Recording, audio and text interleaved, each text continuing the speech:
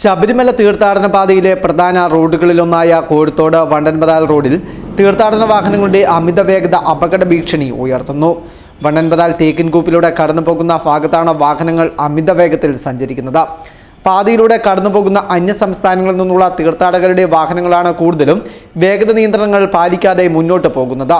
ഇത് പാതയോട് നിൽക്കുന്ന സാധാരണക്കാർക്കും കാൽനട യാത്രക്കാർക്കും ഇരുചക്ര വാഹനയാത്രക്കാർക്കും വലിയ അപകട ഭീഷണിയാണ് ഉയർത്തുന്നത്. വളരെയധികം ആളുകൾ ആശ്രയിക്കുന്ന ഈ പാതയിൽ തീർത്ഥാടന കാലമാകുമ്പോൾ അപകടങ്ങൾ പതിവാകുന്ന ആശങ്കയും പ്രദേശവാസികൾ പങ്കുവെക്കുന്നുണ്ട്.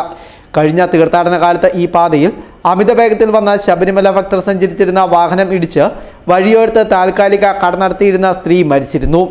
സംഭവത്തിൽ മാസങ്ങളുടെ അന്വേഷണത്തിന് ഒടുവിലാണ് തമിഴ്നാട്ടിൽ നിന്നും അപകടമുണ്ടാക്കിയ വാഹനം കണ്ടെത്തിയത്. റോഡിന്റെ വീതി കുറവായതും നിരവധി കൊടുംവളവുകൾ ഉള്ളതുമാണ് ഈ റോഡിൽ അപകട സാധ്യത വർദ്ധിപ്പിക്കുന്നത്. ഈ സാഹചര്യത്തിൽ അമിത വേഗത വലിയ ദുരന്തങ്ങൾക്ക് വഴിവെക്കാം.